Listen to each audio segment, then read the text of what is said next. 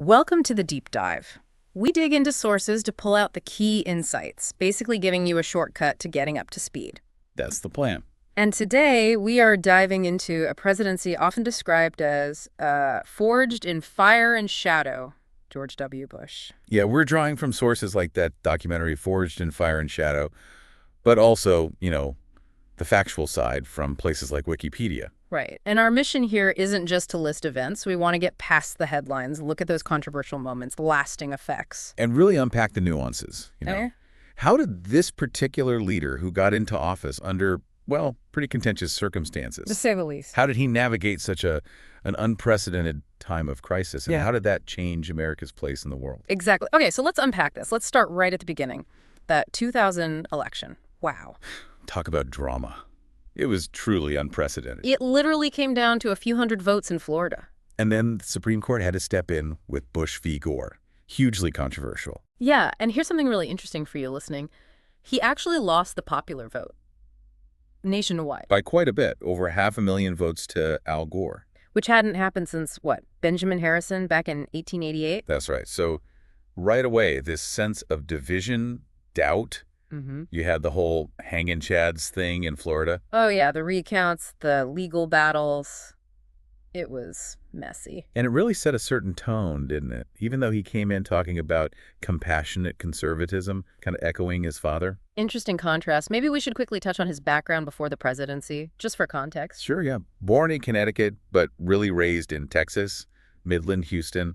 That Texas identity is pretty key. He went to Yale, got a history degree, and then Harvard Business School. He's actually the only president with an MBA. That's a unique point. He also served in the Texas Air National Guard, which stirred up some debate later about whether he got favorable treatment, though records were eventually released. Right. And business-wise, he was in the oil industry, and he co-owned the Texas Rangers baseball team. Yeah, apparently turned a $500,000 investment into over $15 million. Not bad. He even thought about becoming baseball commissioner. Huh.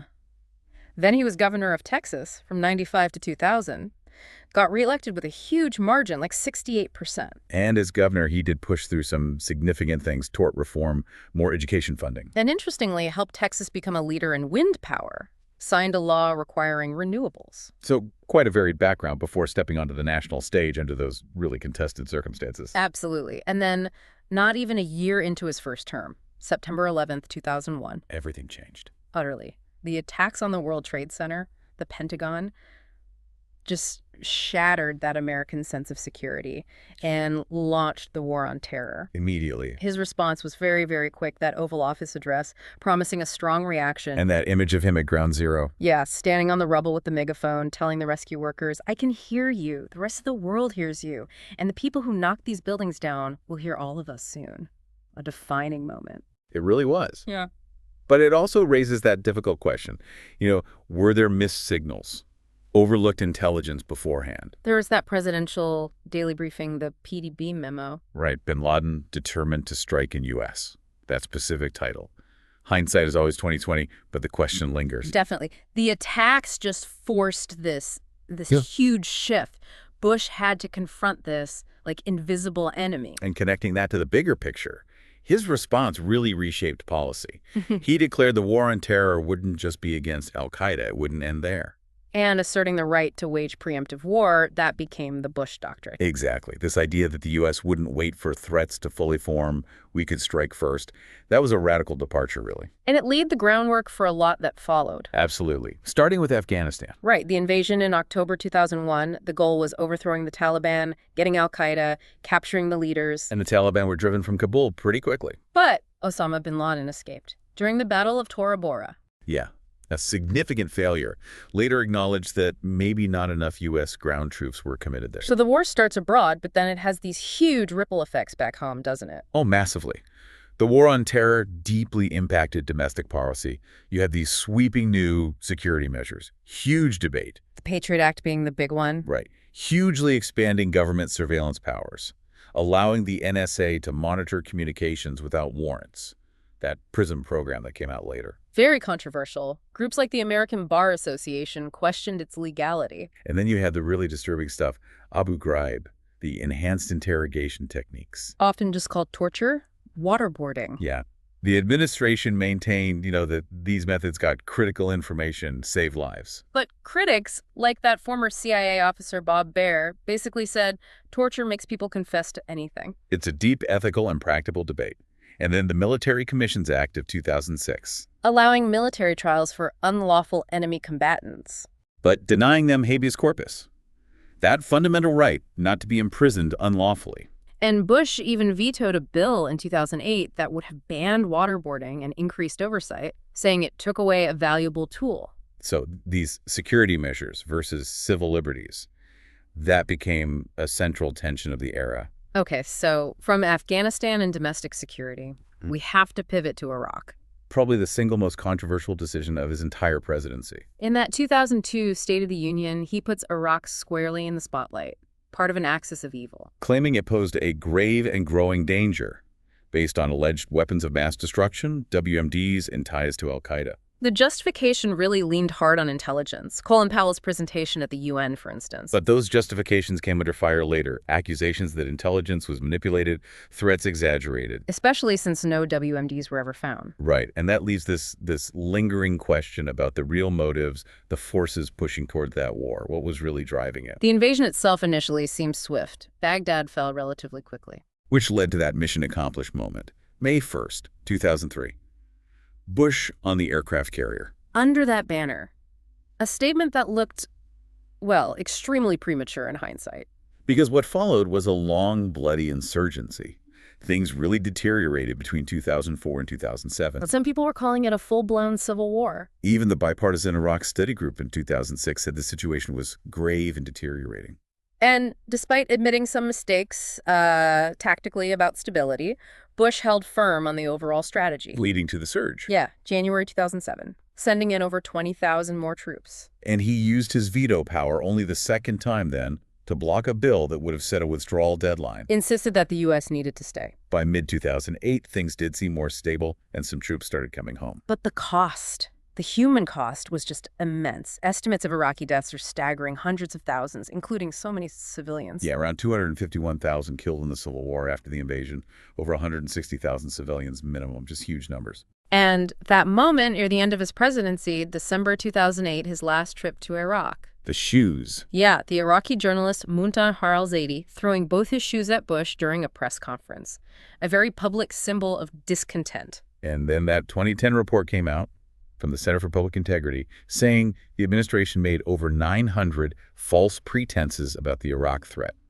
Just added fuel to the fire. So Iraq looms large, but then, towards the end of his second term, these huge domestic crises hit. Right, back to back almost. First, Hurricane Katrina, August 2005. Devastation on the Gulf Coast, especially New Orleans when the levees broke. And the government response, widely seen as just a catastrophic failure. Yeah, questions about FEMA leadership, about resources being tied up in Iraq. It exposed some really deep problems. Bush himself later took responsibility, but politically.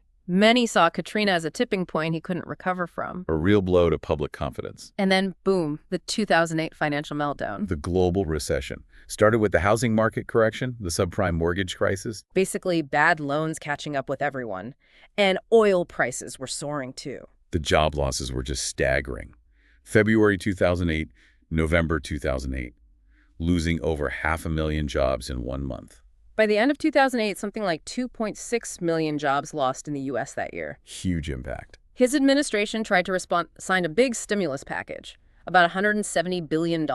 Oversaw the federal takeover of Fannie Mae and Freddie Mac. Lehman Brothers went bankrupt. And that massive $85 billion bailout of AIG, the insurance giant. So these crises weren't just random events, were they? They kind of exposed deeper issues. Exactly. They weren't just, bad luck.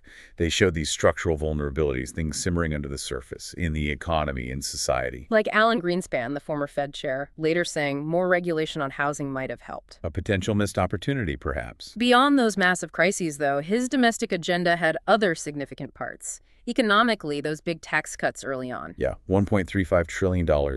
His argument was, the surplus isn't the government's money, it's the people's money. But the national debt doubled during his presidency. A combination of those tax cuts and, well, massive spending on security and the wars. A complicated fiscal picture. In education, there was no child left behind. bipartisan act in 2002. Aimed at closing achievement gaps, measuring performance, though its effectiveness is still debated. Healthcare, he signed the Medicare prescription drug benefit in 2003. Which was actually called the biggest expansion of the welfare state in decades. But he also vetoed SGIP expansion, the children's health insurance program worried about socialized healthcare. Yeah, showing that conservative side. And his very first veto, actually, was on stem cell research funding. Because he opposed federal money for research that involved destroying embryos. Right. On immigration, he pushed for a guest worker program, more border security, but comprehensive reform failed in the Senate. And environmentally, he did make that statement, America is addicted to oil, in 2006. And oversaw creating that huge marine reserve around the northwestern Hawaiian Islands. So a really mixed bag on the domestic front, too, which probably reflects in his approval ratings, which were a roller coaster. Totally wild. Started near 60%, then after 9/11 shot up to 90%. Unprecedented. Stayed above 80% for months. But by the second term, plummeted. Some polls had him as low as 19% in 2008. Historically low. Though he famously said, I frankly don't give a damn about the polls. Yeah, I remember that. There were even calls for impeachment over NSA spying, the Iraq war justification. But most polls showed Americans didn't actually support impeachment. Interesting. And what's really fascinating is how perceptions have shifted since he left office. Yeah, that's compelling. Initially, historians ranked him pretty low, like 39th out of 43 in one 2010 survey, low marks on the economy, foreign policy. But his public favorability started climbing. By 2013, Gallup said it was more positive than negative. And by 2018, a CNN poll had him at 61% favorable. Why the change? Some suggest, maybe even Bush himself hinted at it, that it was partly in contrast to the political climate under Trump. That's one theory, people reassessing. And supporters, they definitely point to things. Preventing another major attack after 9/11 is often cited. And specific policies, like that Medicare drug benefit we mentioned. And maybe most significantly, PEPFAR, the President's Emergency Plan for AIDS Relief. Huge initiative. Launched in 2003, $15 billion to start. Focused heavily on Africa. Vox called it his greatest accomplishment, estimated to have saved over 25 million lives by 2023. Really turned the tide on the HIV/AIDS epidemic in many places. It's a remarkable legacy point, often highlighted even by critics of his other policies. So it raises this complex question about legacy, right? You have critics like Ben Ferencz, the former Nuremberg prosecutor, saying Bush likely committed war crimes over Iraq. A very strong accusation. But then you have scholars like Julian Zalazar calling his presidency transformative, or Brian Williams saying he was the most noteworthy president since FDR. And those Homeland Security reforms, whatever you think of them, were undeniably a massive expansion of the federal government, maybe the biggest since the Great Society. So transformative, yes. Contentious, absolutely. Since leaving office, he's kept a relatively low profile, hasn't he? Mostly, yeah. Released his memoir, Decision Points, in 2010. Defended enhanced interrogation in it, saying, I'd do it again to save lives. He's done collaborations like that Haiti fund with Bill Clinton after the earthquake. Right. And took up painting.